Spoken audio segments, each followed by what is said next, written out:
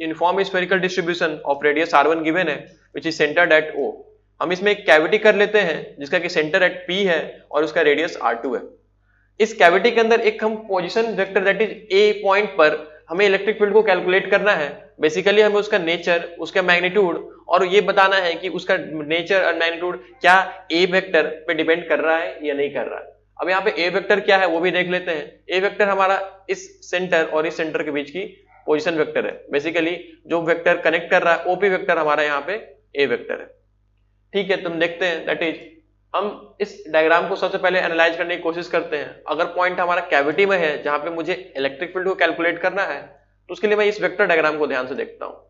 तो मैं अगर ध्यान से देखूं तो OP vector plus PA vector जो होगा वो OA वेक्टर के बराबर होगा using triangle of vector addition. तो वो मैंने लिख लिया। अगर मुझे पॉइंट A पर निकालना है electric field which is inside the cavity, तब मैं इसको सुपरपोजिशन प्रिंसिपल को यूज करते हुए कैलकुलेट कर सकता हूं। इसका मतलब क्या है? इसका मतलब ये है कि अगर मुझे electric field at point A निकालना है which is inside the cavity, तो सबसे पहले मैं electric field due to sphere without cavity, that means considering ये पूरा का पूरा कंप्लीट एक स्फीयर होता और A पोजीशन पर इलेक्ट्रिक फील्ड कितना होता वो निकाल लेते हैं और इसमें से सब्ट्रैक्ट कर देते हैं। अगर यहां पर एक कैविटी के द्वारा, एक कैविटी की जगह पे मैं उसको सॉलिड मानता हुआ इनसाइड पॉइंट पे जो भी कुछ इलेक्ट्रिक फील्ड आएगा उसको कैलकुलेट करूंगा और उसको टोटल में से सब्ट्रैक्ट कर दूंगा, सिंस वहां पे कोई भी यूनिफॉर्म चार्ज डिस्ट्रीब्यूशन नहीं है, इसलिए मुझे सब्ट्रैक्ट करना चाहिए। ये मैं सुपरपोजिशन प्रिंसिपल को यूज कर रहा हूं।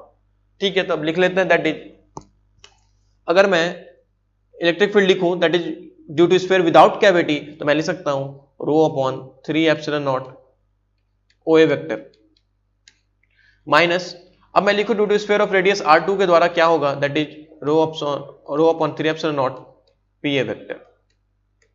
अगर मैं इसे further rho upon 3 epsilon not को कॉमन ले लेता हूं तो इनसाइड टर्म्स जो आते हैं वो आ जाते हैं OA vector minus PA vector. अब ऊपर वाला जो vector triangle of vector addition को यूज करते हुए हमने एक्सप्रेशन निकाला था, अगर उसको मैं यूज करूं तो मैं लिख सकता हूं rho upon 3 epsilon not OP vector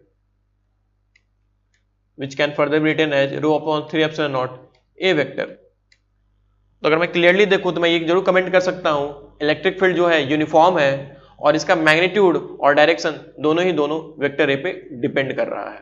that is D is the correct option for this particular question. Thank you.